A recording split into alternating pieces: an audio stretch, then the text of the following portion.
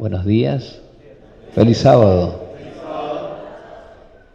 Bueno, qué alegría poder estar celebrando nuevamente un sábado de la educación cristiana. Saben que en realidad lo que estamos tratando de hacer es recuperar lo que por años la Iglesia mantuvo como un día súper especial y era un día de fiesta. ¿Quién se acuerda? ¿Qué se hacía? Tía Miriam, vos te acordás, ¿verdad? ¿Cuál era ese día de fiesta especial? Los quintos sábados de educación. Cada quinto sábado, cada vez que el mes arrojaba un quinto sábado, era sagrado. ¿En qué sentido sagrado?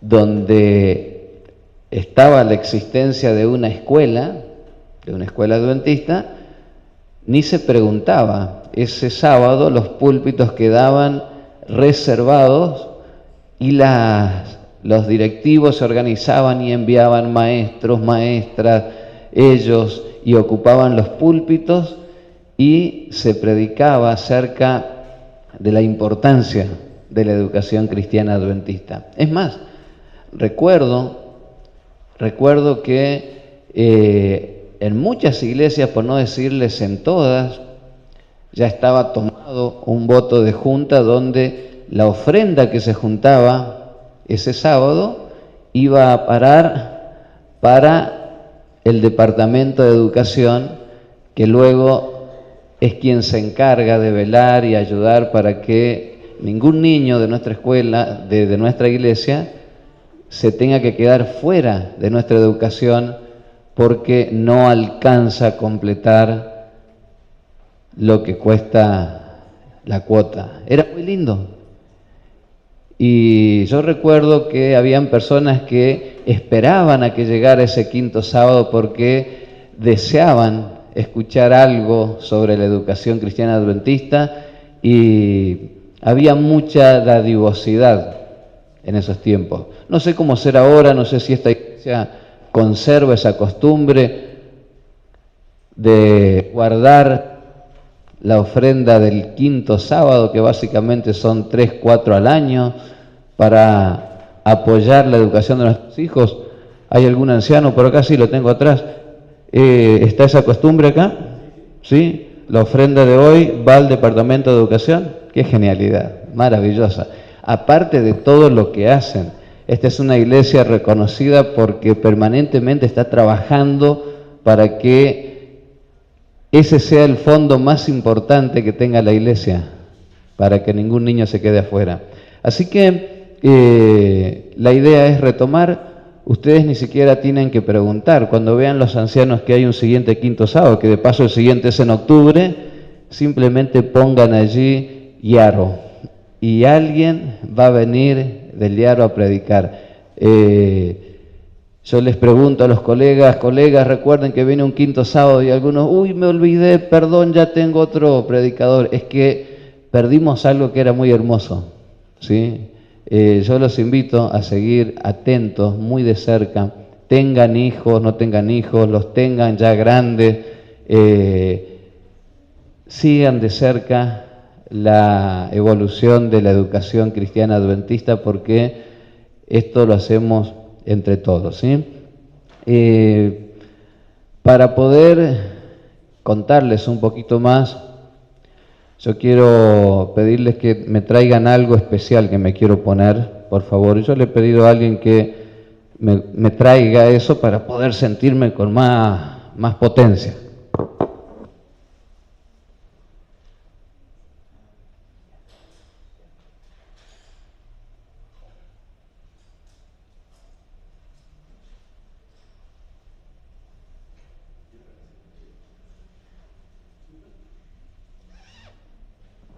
Esto es maravilloso, ¿sí?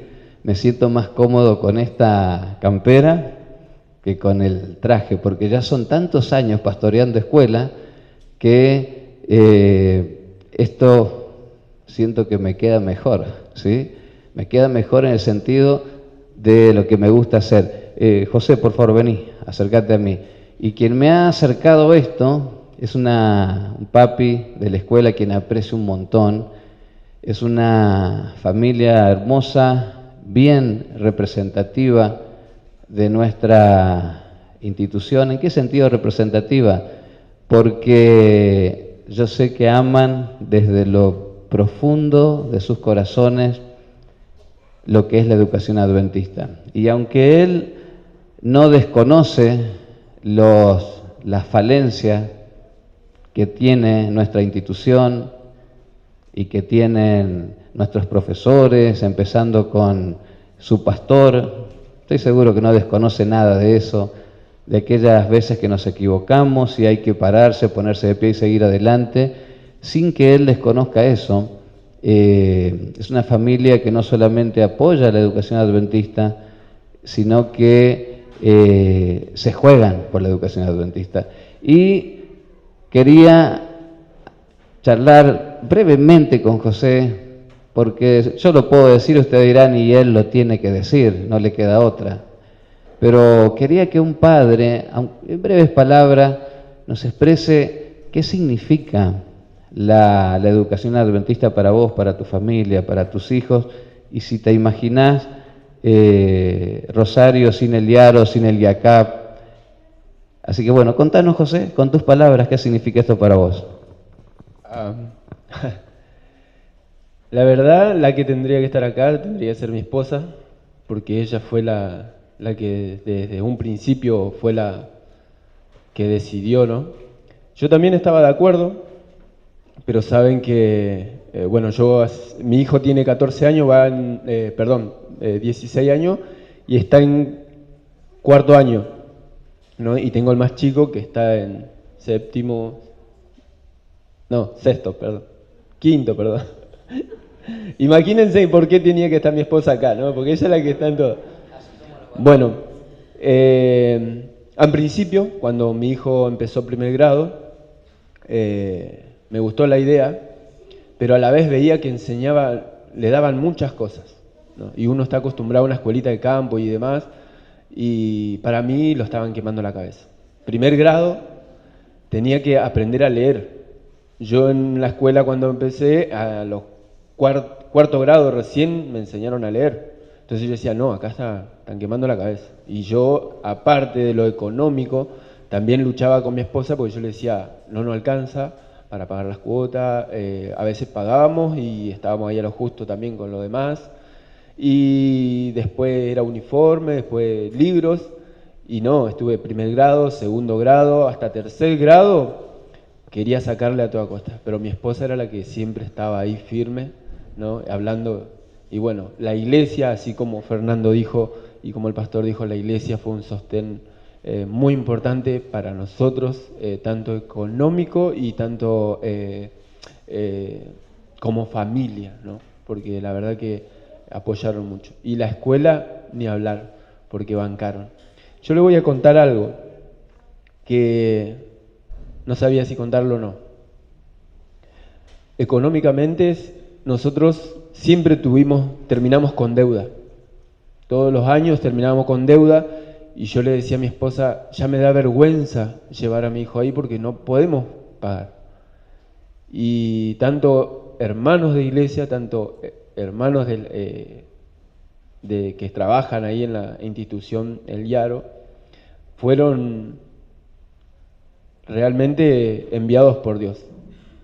Y saben que el año pasado, gracias a Dios, pude conseguir un trabajo fijo. Yo trabajaba en la construcción y el año pasado, en julio, 12 de julio, ingresé a trabajar en Granix. No quiere decir que ahí se me solucionó toda la vida, pero de una manera increíble nosotros terminamos el año pasado con muy poquita deuda. Y comenzamos este año con en realidad hoy en día estamos debiendo recién la cuota que nos llegó ayer. Así que hasta el 10 no debo nada, es verdad, por la gracia de Dios. ¿A qué quiero decir? Hasta tercer grado quise sacar a mi hijo de la escuela. Después se nos agregó una hija, después vino él, y así fuimos luchándola. Y hoy en día no me imagino un rosario sin el Yaro, sin el Yacab. Porque mi hijo y mi hija, los más grandes, vieron que en la adolescencia tienen sus problemitas, ¿no? Van cambiando de etapa. Y sin lugar a duda, y acá adelante, no porque está el capellán, ¿no? Le voy a decir esto, pero fue una contención muy importante para mis hijos. Para nosotros también, porque nosotros como padres a veces no encontramos la solución, pero ellos que están preparados para estar con chicos, para trabajar con ellos, sin lugar a duda, me ayudaron un montón.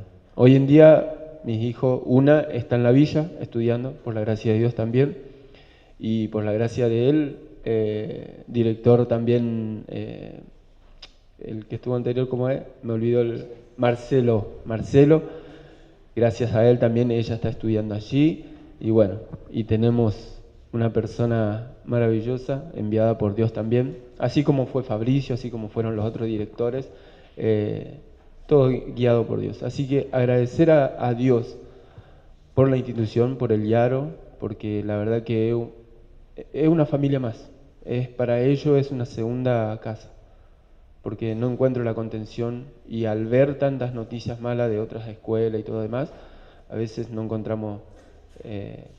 hoy en día lo recomiendo, si quieren, si no tienen su hijo en el Yacab o en el Yaro, como dijo el pastor, hay falencias, sí, pero encontrás un calor humano muy lindo, muy lindo. Así que agradecer por eso también, pastor.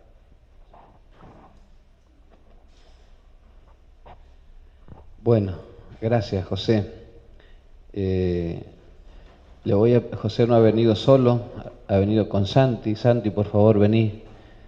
Santi, sí, traerlo es parte de tu mano eso, ¿sí? Y no es el celular precisamente, ¿sí? Santi es un alumno, como bien acertó el papá en la tercera, en quinto grado, ¿sí? A veces a mí me preguntan, ¿cuántos años tiene Paloma? Ya no sé si es 9, 11 o 12, y es 11, mi esposa siempre me recuerda.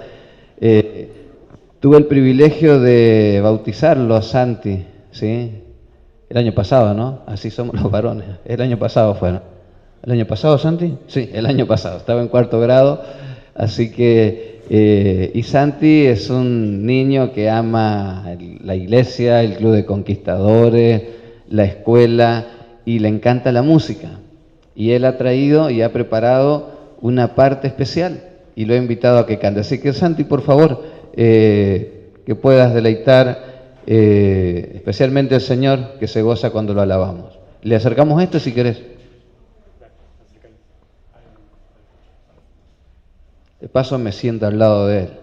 Me quiero llevar una foto de este momento, ¿eh? José, por favor, saca una foto de esta.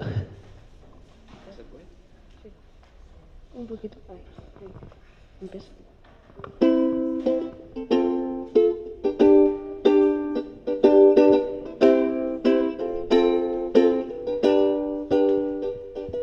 Quiero ver tu amor aquí, tu presencia brillando en mí, y me postro ante ti, mi Dios, entregando mi corazón.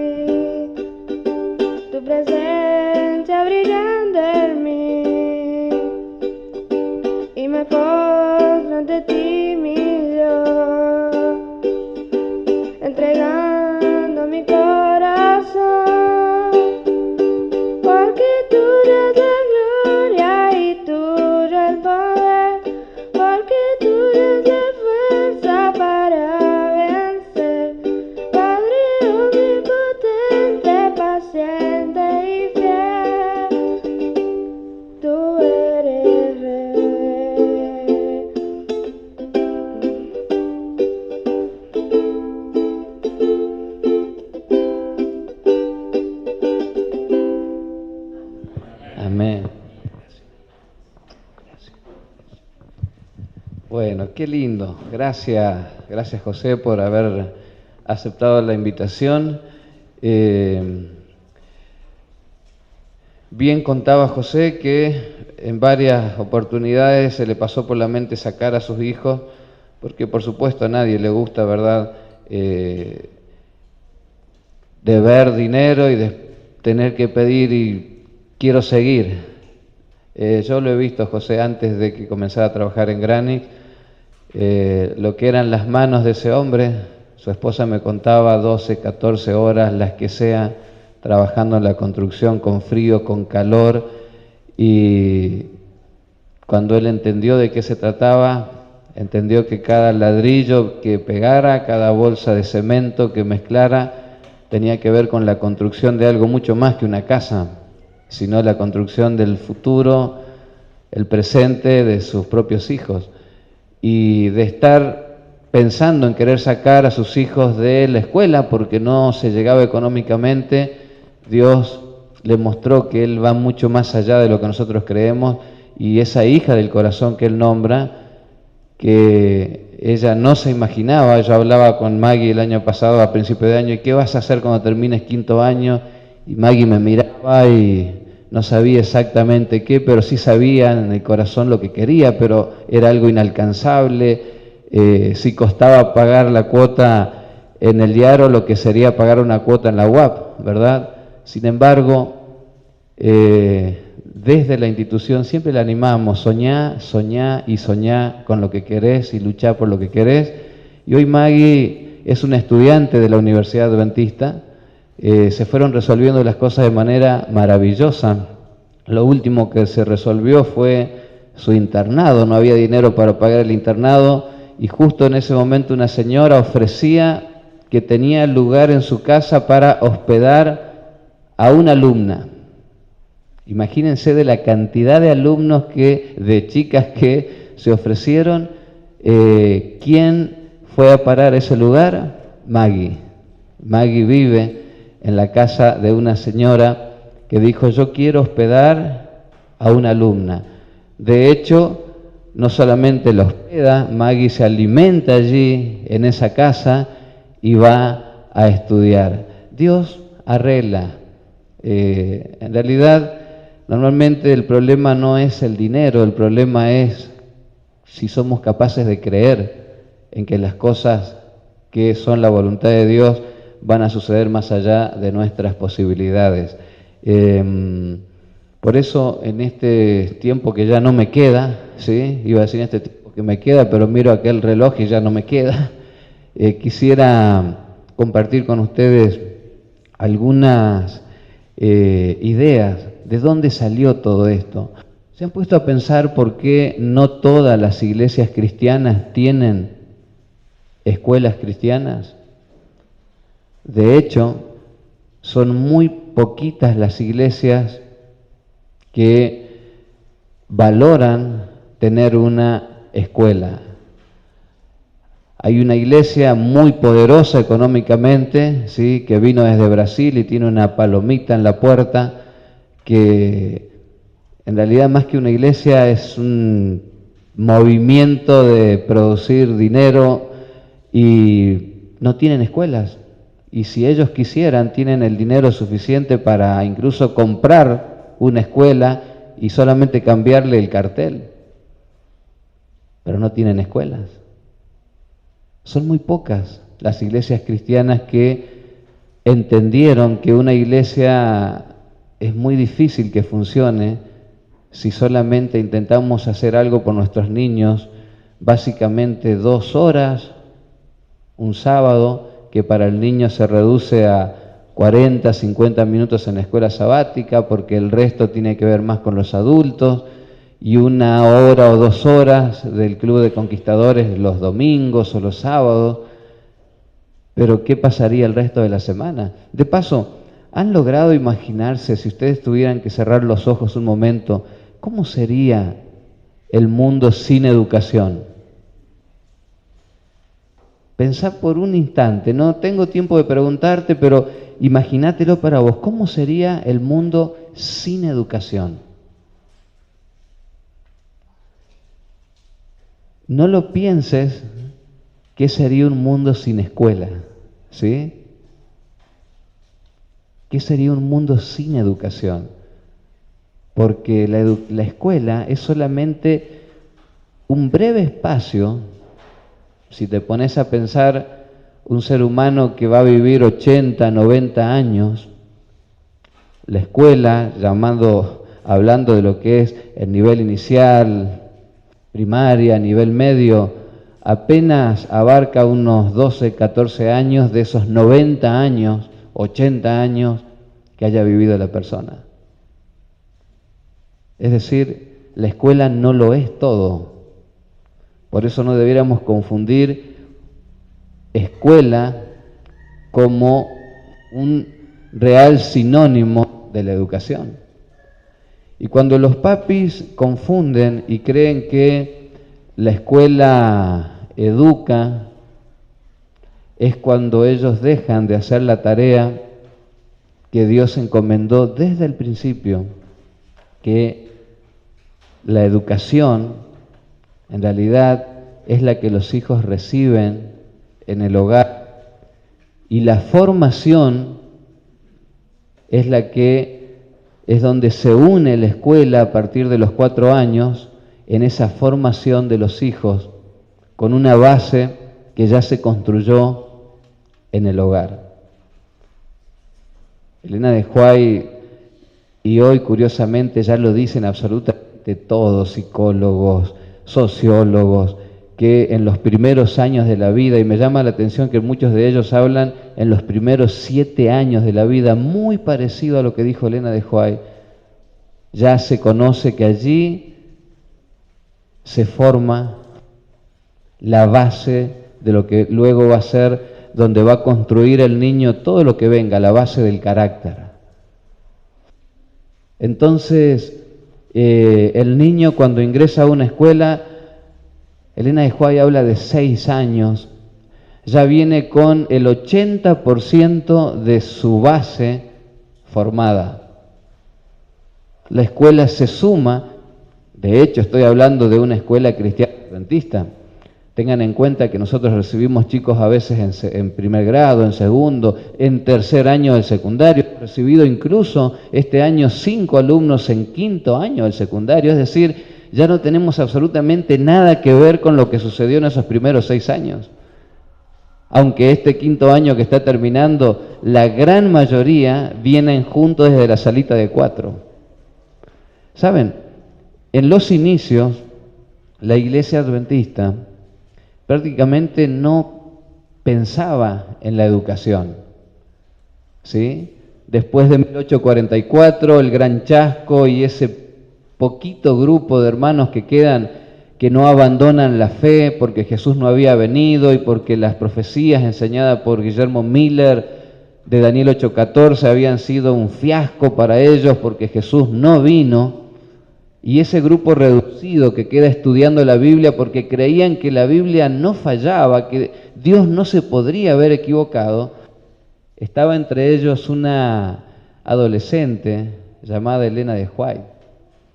Y cuando ellos van descubriendo qué sucedió realmente y llegan a la conclusión que en realidad lo que había sucedido al final de aquellos 2300 tardes y mañanas, que eran 2300 años que habían concluido en octubre de 1844, que Jesús había iniciado su segunda etapa en el lugar santísimo del ministerio, había pasado del lugar santo al lugar santísimo y había iniciado esa etapa del juicio investigador, es decir, Dios no se había equivocado.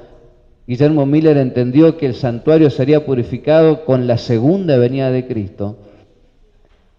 Y allí va a comenzar a formarse lo que hoy conocemos, después de toda esa polvadera que quedó, de ese chasco, de esa angustia, de gente que meses antes había vendido todo lo que tenía, incluyendo sus casas, sus campos, para seguir imprimiendo libros, revistas y para enviar incluso a otras partes del mundo para avisar que Jesús venía y que faltaba muy poco y que había que prepararse. Cuando llegó aquel día y Jesús no vino, dice la historia que muchas de esas personas ni siquiera tenían dónde regresar a dormir esa noche, porque habían dado todo por una causa que no se cumplió.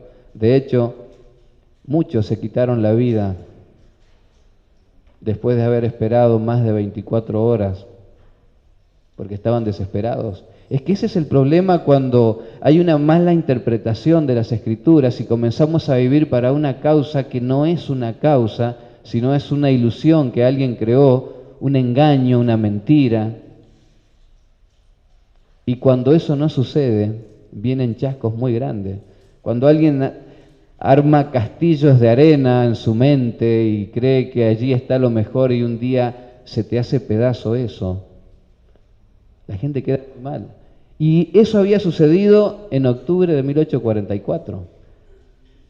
Y allí va a comenzar la formación de la Iglesia Adventista del Séptimo Día. Pero es interesante que en los primeros años no se pensaba en la educación.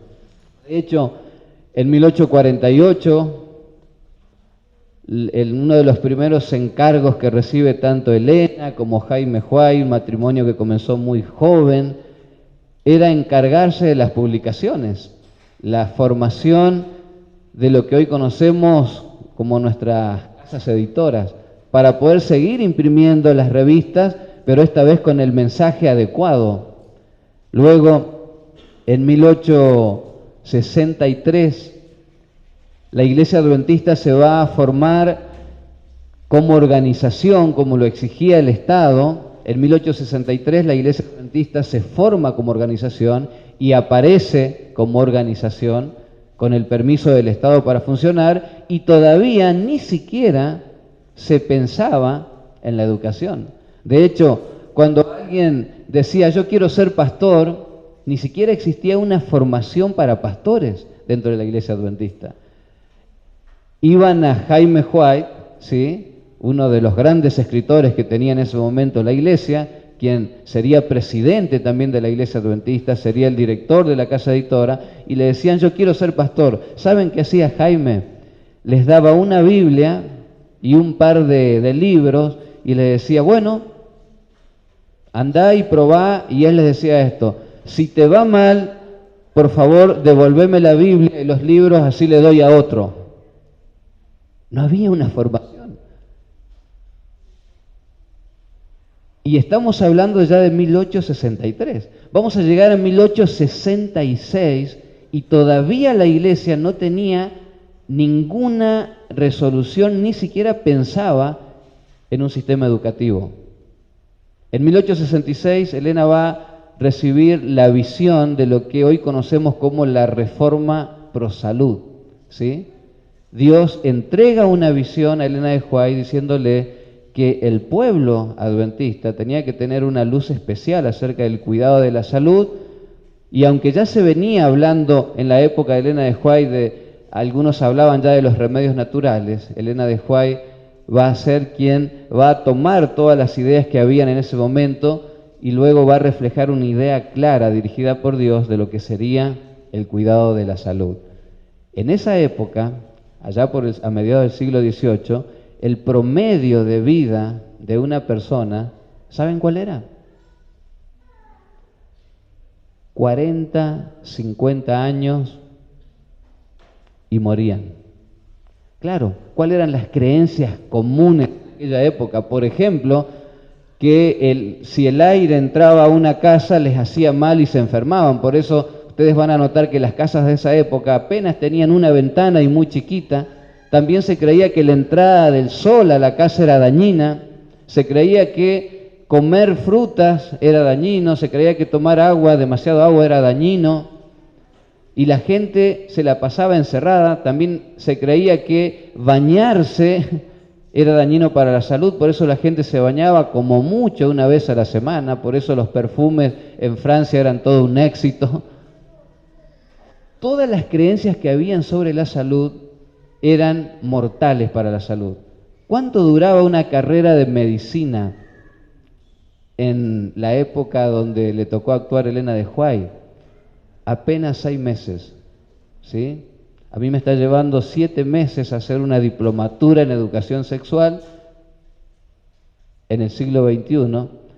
Eso le llevaba a los médicos prepararse y formarse. Y los médicos salían con la idea de que si una persona se enfermaba era porque había un exceso de vitalidad y practicaban lo que se conocía como la sangría. ¿Escucharon de esa práctica? ¿Qué hacían? Una especie de clavo que ponían por la nariz y le daban un golpecito con un martillo, literalmente le perforaban y comenzaba a salir la sangre. Y hacían una sangría porque ellos dijeron, hay tanto exceso de vitalidad que esta persona se está enfermando. Cuenta la historia que así mataron a un presidente de Estados Unidos. Tantas sangrías que le hicieron, el hombre quedó anémico y se murió. Cuando Jaime Huay está enfermo y está ya al borde de la muerte, va un médico y le dice a Elena de Huay, tenemos que practicarle una sangría porque se va a morir.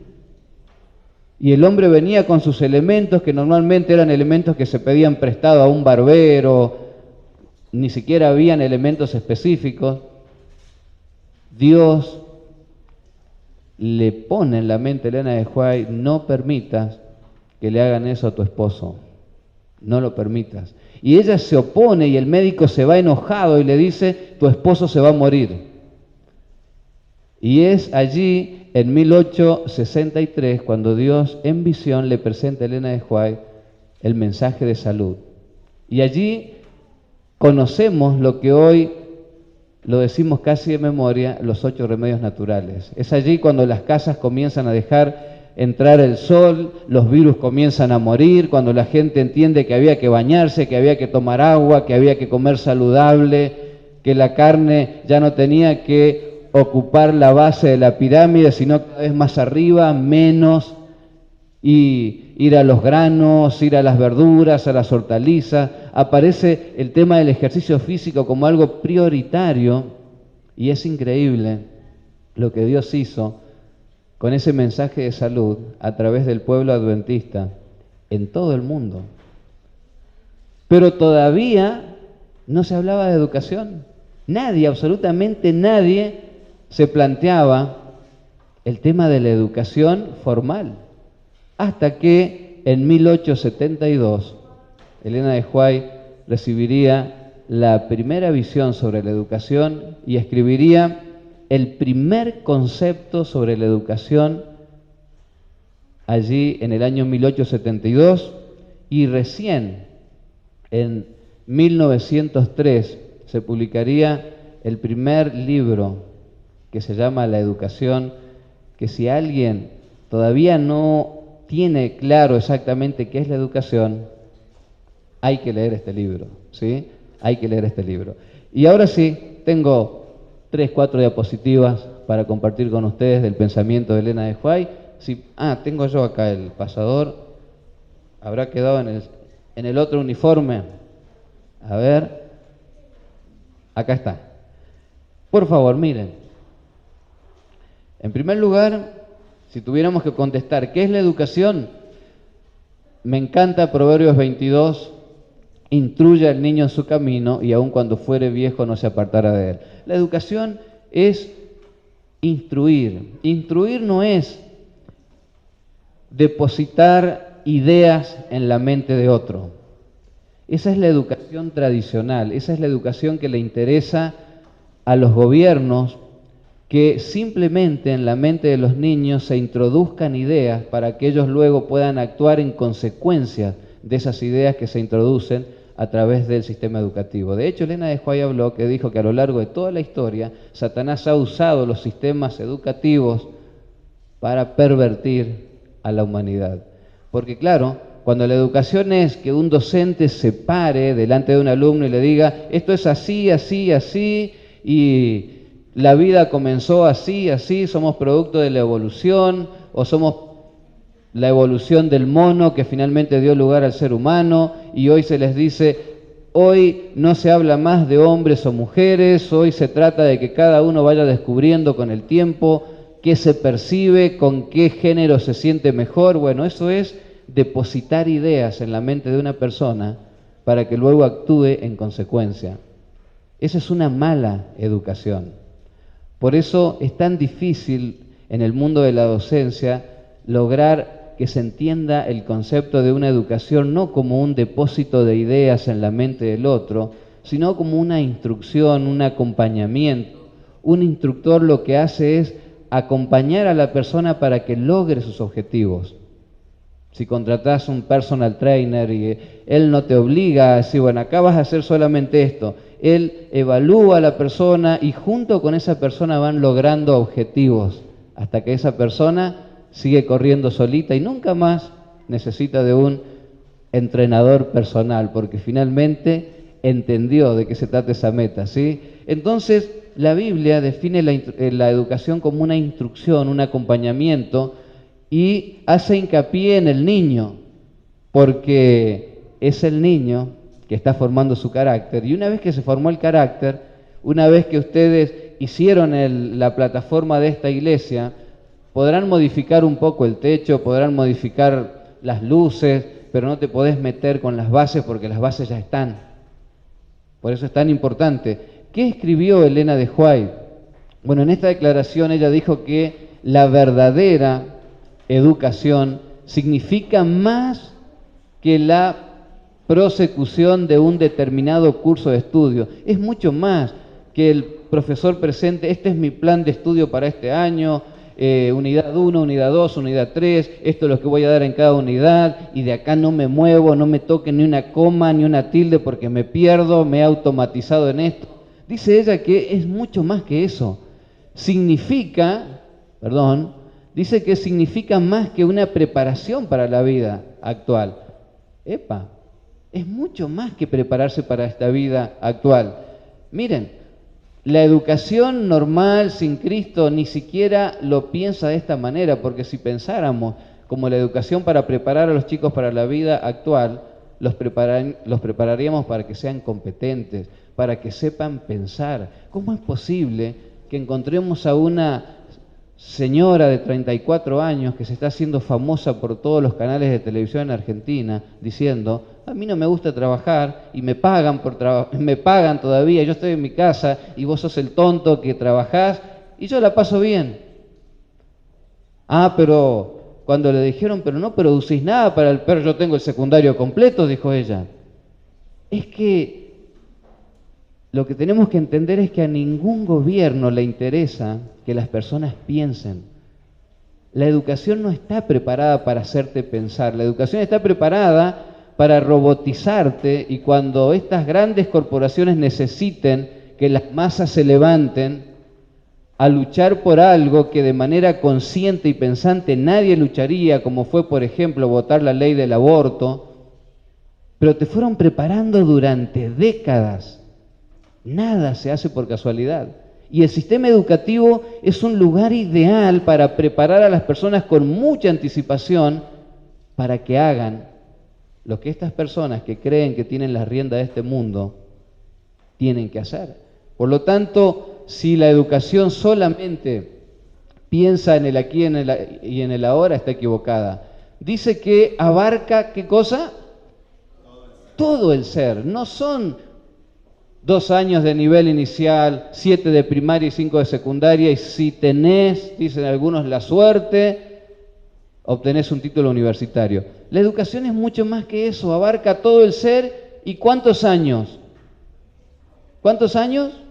14, 20, todo el periodo de la existencia accesible al hombre. Es el desarrollo armonioso de las facultades físicas, mentales y espirituales. Prepara al estudiante para el gozo de servir en este mundo, ¿sí?, para un gozo superior proporcionado por un servicio más amplio en el mundo venidero. Elena de White fue la primera, allí por el año 1872, en definir qué era la educación, cuando la educación nunca fue planificada para que ofreciera un servicio desinteresado al prójimo, y mucho menos pensar en algo futuro llamado reino de los cielos. De hecho, las primeras escuelas, cuando se produce la Revolución Francesa y toda la revolución de las máquinas y de las fábricas, que se necesitaban a los hombres trabajando 12, 14, 15 horas y se saca primero al hombre de la casa como la figura del hogar y se lo llevaba incluso a otras ciudades y ya queda la mamá solita y la figura de esa madre que estaba para cuidar a los hijos y el padre estaba para mantener a los hijos. Luego, cuando esa revolución y esa explosión del consumismo requiere más mano de obra, se va a sacar a la mujer del hogar y ambos se los va a poner a trabajar en una fábrica, pero había un problema, ¿y qué hacemos con los hijos? En realidad las primeras escuelas surgen de parte de aquellos dueños de las grandes corporaciones que necesitaban no solamente ya tener al hombre, sino también a la mujer, que era una obra de mano muy barata, la mano de obra muy barata porque se le pagaba casi nada por ser mujer, solamente eso, por ser mujer. Entonces, algunas fábricas empezaron a incluir lo que se le empezó a llamar las escuelas. Tenían a los hijos enseñándoles durante 4, 5, 6, 8 horas, lo que durara el periodo de trabajo, y luego las madres iban y retiraban a sus hijos y se iban a la casa. Las escuelas no comienzan siendo pensadas para que la gente se prepare para la vida, sino te lo cuidamos y le vamos a empezar a insertar ideas para que vos puedas trabajar, no te preocupes, nosotros nos encargamos de tu hijo. Y fue así como la educación comienza a hacer un daño terrible. Era necesario en algún momento de la existencia humana que el Señor levantara una verdadera educación. Y este concepto de educación, búsquenlo en las mejores universidades, incluyendo la de Harvard, van a ver que ni siquiera se acercan, pero ni siquiera se acercan a lo que es el verdadero concepto de educación. Nosotros lo tenemos desde 1872, un concepto claro. La educación no es solamente educar la mente, tiene que ver con las facultades físicas, mentales, espirituales. Prepara al estudiante para el gozo del servicio. Hoy, ¿qué te dice la educación? ¿Cómo te llama la atención cuando te empiezan a propagandear las carreras? Te dicen, estas son las carreras del futuro. Y se presenta una carrera como que tenés que elegir algo con lo cual vos tenés que conseguir dinero, y obviamente que el dinero hay que conseguirlo porque si no, no se puede vivir, pero el propósito final de una carrera es conseguir dinero y más dinero y más dinero y más dinero, y no se lo piensa como un servicio. Por eso, escuchaba en estos días a un intendente que lleva 39 años siendo intendente de una localidad, Santa Catalina, allí a 5 kilómetros de Río Cuarto. 39 años. Yo pensé cuando vi el título, digo, otro dictador. Y me pegó una bofetada la entrevista. 39 años, un pueblito de 8.000 habitantes, y el hombre se jubiló y la gente lo sigue eligiendo, pero él cuando se jubiló dijo, no quiero cobrar más un sueldo, y ese sueldo que el Estado se lo manda sí o sí, todo va a parar a las obras que hay que hacer allí en ese pueblito. Y decía este intendente, no tenemos médicos. ¿Qué problema tienen? Claro, su pueblo el 98% tiene cloacas, el 98% del pueblo tiene asfalto, agua potable, todo. Ahora que sé que existe, yo he pasado un montón de veces por Río Cuarto, mi próxima pasada me voy a Santa Catalina. Los impuestos que puso el intendente, 600 pesos al año, y el periodista se mataba de risa. No, vos dices, no, ¿en serio sí? ¿Y de dónde sacás? Es que mi municipio tiene un superávit, dijo él. ¿Y cuánto tenés de superávit? Y tenemos 144 millones. Y un señor ya de 77 años, hablando de valores, hablando de honestidad, y él decía, ¿sabe por qué no tenemos médicos? Y porque los médicos no quieren venir a trabajar acá a un pueblo chico donde acá solamente le podemos ofrecer una guardia, tenemos un solo lugar donde atender, y prefieren ir a otros lugares donde de ahí salten acá, allá, y porque la idea es ganar dinero, porque necesito más para poder seguir en este mundo de consumismo, en este mundo donde vivo para gastar y vivo para adquirir. Sin embargo, la verdadera educación te prepara para servir. Otro concepto que Elena de White va a dar. Ella dice que hay 2 libros que se deben usar en esta verdadera educación.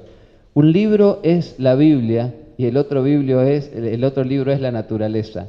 El efecto de esta comunión con el Creador y el ser humano sobre el cuerpo, la mente y el alma sobrepuja toda estimulación y en ella se halla la educación más elevada. Nuestra educación había sido pensada para que los alumnos estuvieran en contacto permanente con la Biblia y con la naturaleza, ¿sí? De alguna manera nos cuidamos y nos fuimos descuidando y un día la mayor parte de nuestras escuelas quedaron en medio de grandes ciudades donde ni siquiera se pudo cumplir con el propósito original, que era alumnos sembrando la tierra, alumnos cosechando, y hemos llegado a un límite que a veces ni siquiera nuestros líderes que lideran la iglesia comprenden de qué se trata esa educación. Cuando se construyó la escuela de San Rafael, lo primero que pensamos como iglesia, los hermanos me decían, pastor, hay un terrenito acá en el medio de la ciudad, es carísimo, dice, pero ¿sabe qué? Meter una escuela allí, y tuvimos que ponernos a leer este libro. ¿Dónde hacíamos la escuela?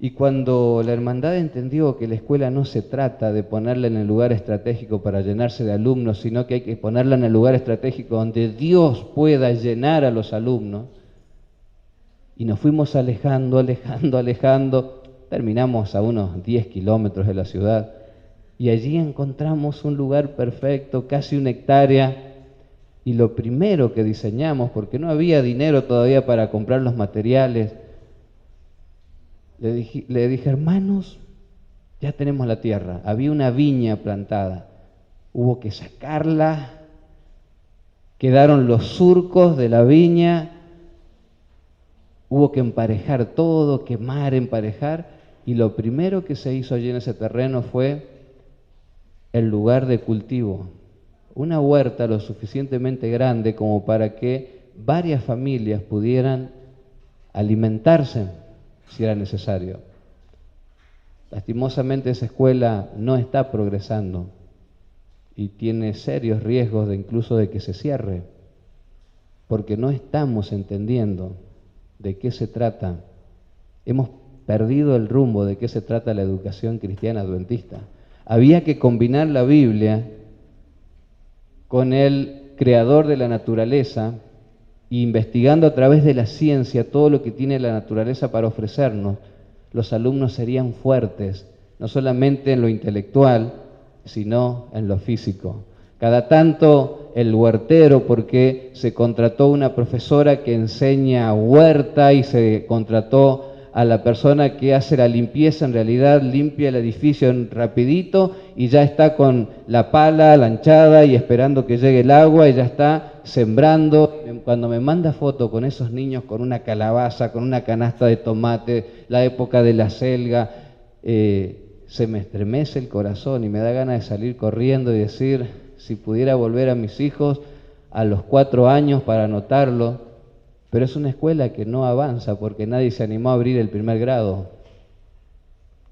Y la gente te elige 1 año, 2, 3, pero si no tenés más para ofrecerle, te deja de elegir. Y se les ocurrió una idea de empezar a abrir para abajo, hacia arriba, y ya después supe que había una sala de 3, cuando nosotros debiéramos luchar para que los hijos estén todo el tiempo posible con sus padres. Y si fuera posible, si el ministerio nos permitiera, nuestras escuelas debieran empezar en 1er grado. Y la escuela seguramente se va a cerrar. La única escuela agrícola que tenemos en el país. ¿Por qué? Porque no entendemos cómo Dios la diseñó. Y cuando no entendemos de qué se trata lo que Dios quiere para los planes de la iglesia, comenzamos a perder la fuerza del poder del Espíritu Santo actuando en nuestras instituciones. Y va a pasar lo mismo con cada una de las instituciones que no se entiende ¿para qué están? Me llamó la atención que vayamos a tener un libro de Elena de White comentado por un pastor, por ejemplo. ¿Qué pasa? ¿Cómo vamos a permitir que la revelación de Dios sea comentada por Carlos Vélez? ¿Qué nos pasa? ¿Qué queremos hacer? ¿Cuál es el riesgo de que Carlos Vélez les interprete la revelación de Dios que está tan clara y corres el riesgo que vos te quedes con lo que yo te interpreté y te escribí al margen de este libro y te pierdas lo que Dios quería decirte? Cuando comenzamos a hacer aquellas cosas que Dios no nos ha indicado hacer, comenzamos a perder la fuerza de la influencia del Espíritu Santo. La educación adventista existe para que el ser humano finalmente recupere la imagen de Dios que fue perdida en el jardín del Edén. La educación adventista existe para que las personas conozcan cada día más de cerca a Cristo. Y conocer a Cristo significa que vamos a ir marchando con la palabra de Dios y con la naturaleza, conociéndola a través de las diferentes ciencias, las ciencias naturales, ciencias exactas, todas las materias que están en la currícula. No significa que por enseñar la Biblia no tiene sentido enseñar matemática, enseñar lengua, enseñar ciencias sociales. El fanatismo diría eso, pero ¿para qué enseñan?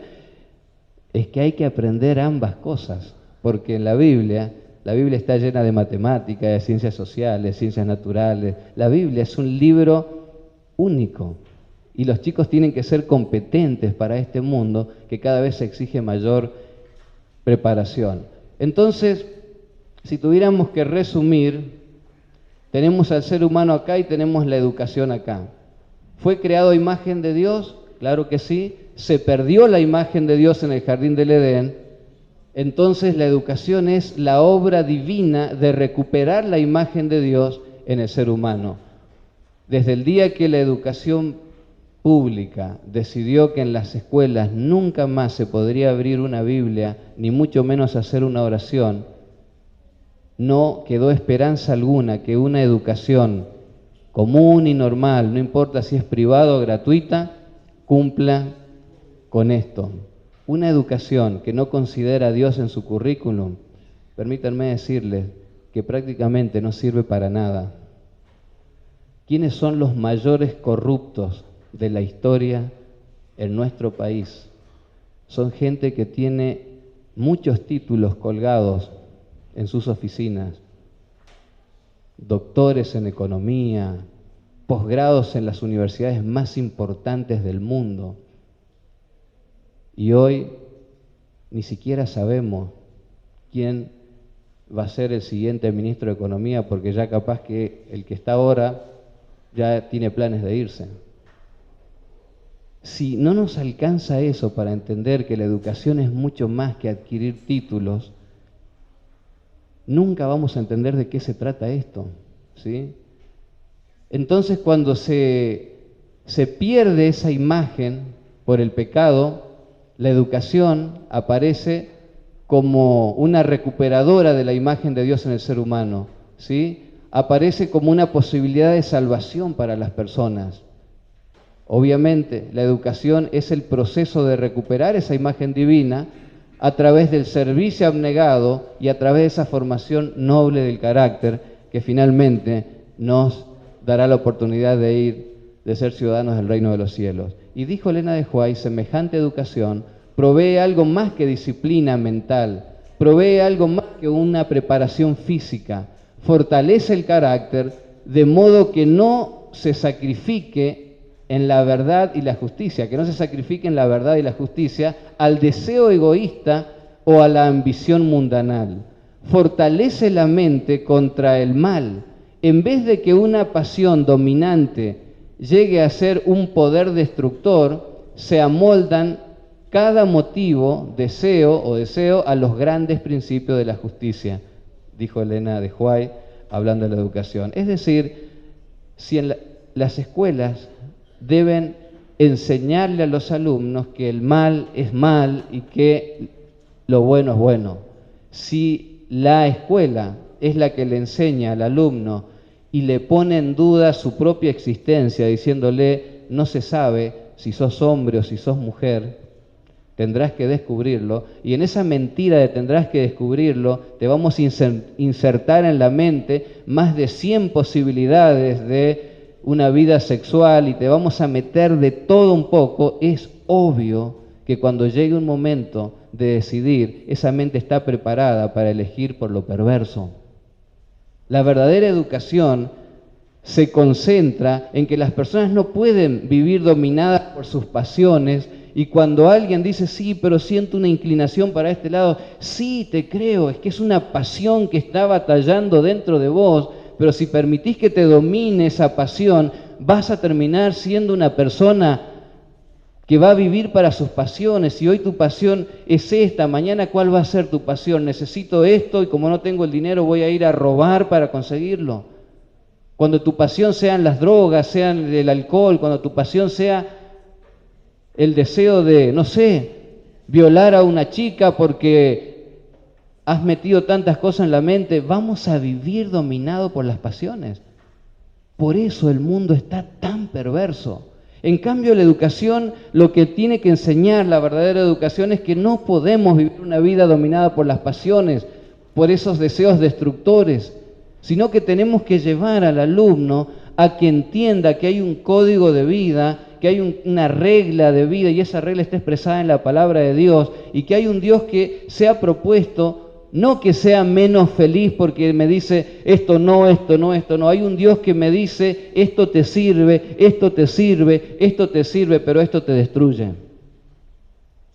La educación bien entendida tiene que ser una educación que lleve a las personas finalmente a mirar a Dios como su hacedor, su creador, su redentor, su salvador, quien muy pronto vendrá a rescatarlo de un mundo destruido por la perversión humana. Finalmente, la educación se entrena en Apocalipsis 18:4, que es el llamado final que tiene el pueblo de Dios para la iglesia y el mundo, donde Dios dice, salgan de ella, pueblo mío, hablando de Babilonia. Babilonia, el lugar de la perversión, de la corrupción, de la prostitución espiritual, de la prostitución intelectual, y es un llamado que salid de ella, pueblo mío, y advierte que los castigos del cielo vienen contra todos aquellos que han decidido por su propia voluntad y se dejaron manipular y decidieron finalmente vivir de acuerdo a sus pasiones perversas. El llamado de Dios es, salgan. La verdadera educación invita a las personas a salir de ese lugar.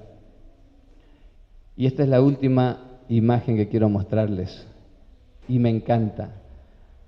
Instruye al niño en su camino, y aun cuando fuere viejo no se apartará de él.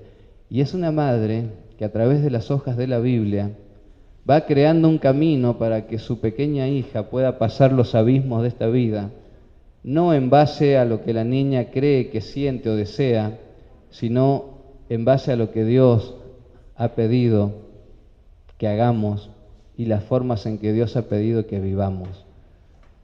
Nosotros no nos debemos descuidar, porque si queremos tener una educación adventista que realmente sea una educación cristiana, no tenemos que descuidarnos de lo revelado.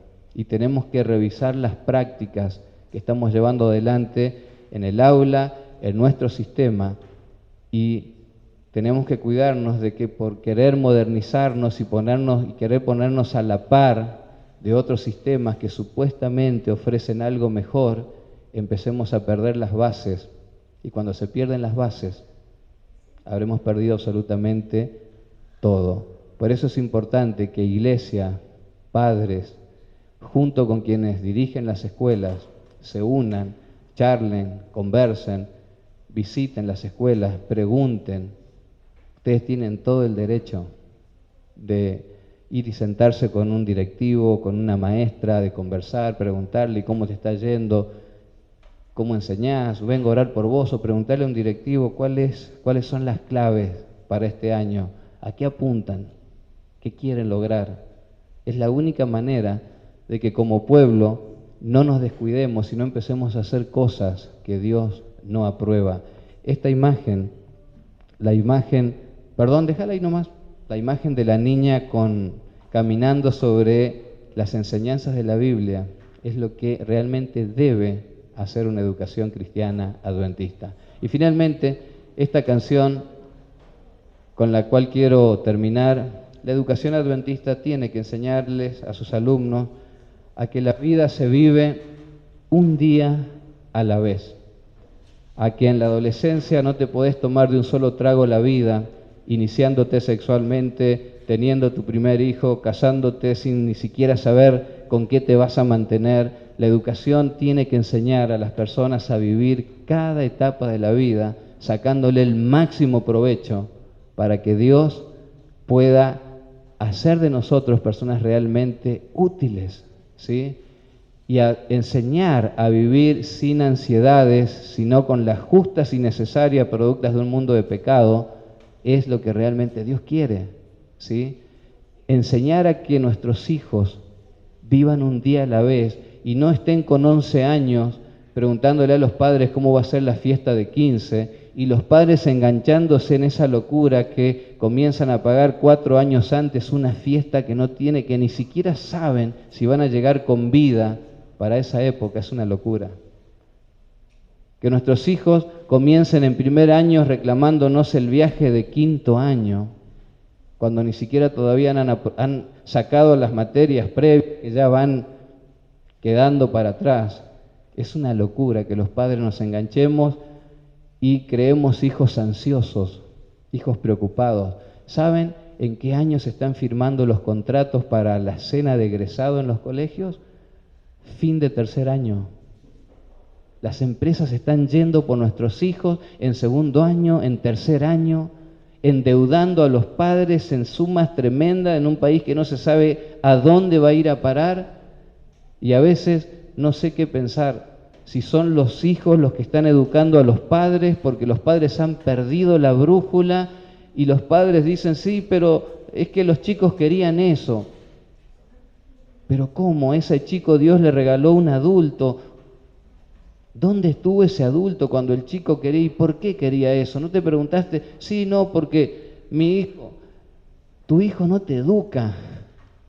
Tu hijo está para seguir una serie de acompañamientos. Vos sos el instructor, la instructora, y tenés que acompañar, y cuando no se quiere dejar acompañar y quiere irse para cualquier lado porque su ansiedad le gana, es allí donde tiene que estar ese padre que pone límites a tiempo, porque después vas a llorar, vas a sufrir y vas a andar recorriendo psicólogos, psiquiatras e incluso alguna cárcel, porque te dejaste llevar por todas las ansiedades que este mundo consumista le inyectó a tus hijos y te ganaron.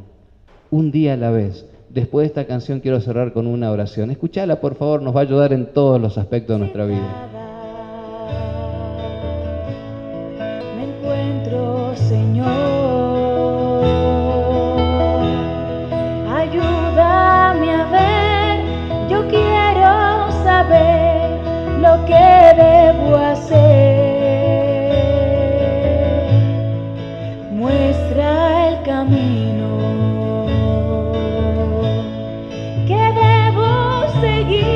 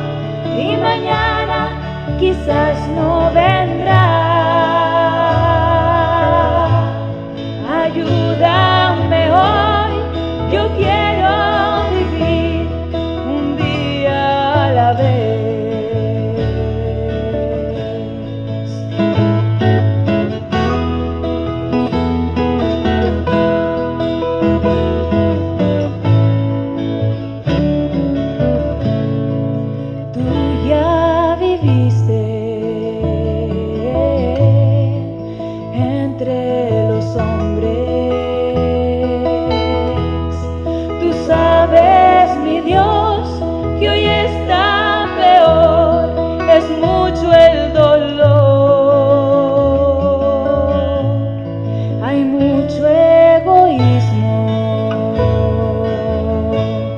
y mucha maldad.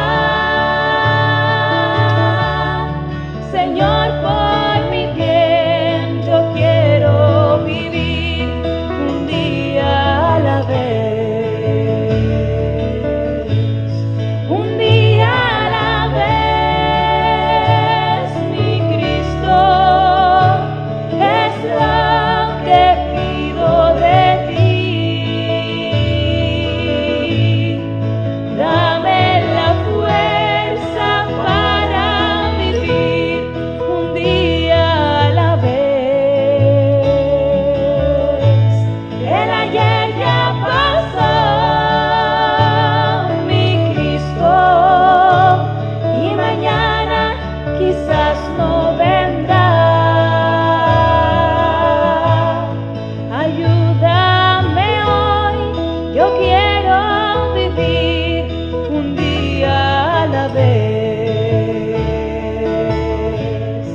Ayúdame hoy, yo quiero vivir un día a la vez.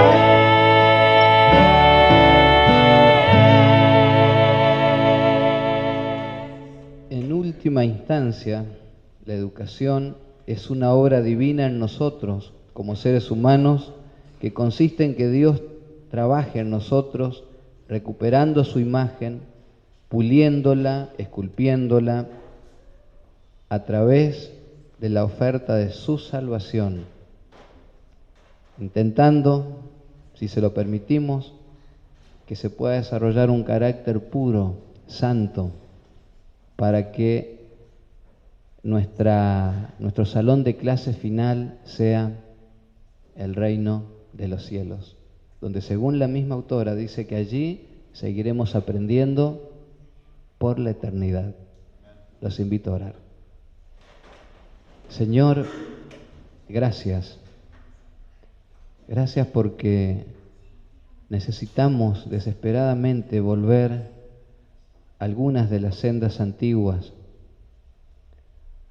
aquellas bases que fueron dadas cuando formaste este pueblo, para que no nos extraviemos en ningún aspecto de lo que tú soñaste para este tiempo final, que podamos no solamente predicar, sino vivir, y especialmente, Señor, cuando se trata de la educación, algo tan sensible, tan deseado por Satanás para usarlo, para destruir mentes y lograr que las personas hagan lo que él desea. Oramos, Señor, por la misión que tiene, la misión final que tiene la educación adventista, que es una misión de transformación, es una misión de volver a encontrar y formar por medio del poder del Espíritu Santo tu imagen perdida en nuestra vida. Señor, bendice a los presentes, a los que han estado aquí de manera presencial, a las personas que han escuchado a través de las redes sociales, de la transmisión, para que todos soñemos con una educación diferente. Y para aquellos que no tienen el privilegio de tener una escuela cristiana cerca, que no se olviden de que hay una escuela en el hogar, que dependerá de nosotros mantenerla, sostenerla, y que sea la que verdaderamente enseñe lo más deseado, que es la salvación. Nos ponemos en tus manos de amor, Señor. Cuida cada escuela. Hay algunas que están con tremendas dificultades económicas. Por favor, sálvalas, siempre y cuando estén dispuestas a hacer tu voluntad en la misión de educar. Si no lo van a hacer, mejor será no tenerlas. Pero, Señor, danos claridad, desde quienes dirigen la organización de la iglesia hasta quienes trabajamos dentro de las aulas, que estemos dispuestos a jugarnos por lo que tú dejaste revelado, no por lo que consideramos mejor de acuerdo a los tiempos modernos en los que vivimos. Ayúdanos, Señor, en el nombre de Jesús. Amén.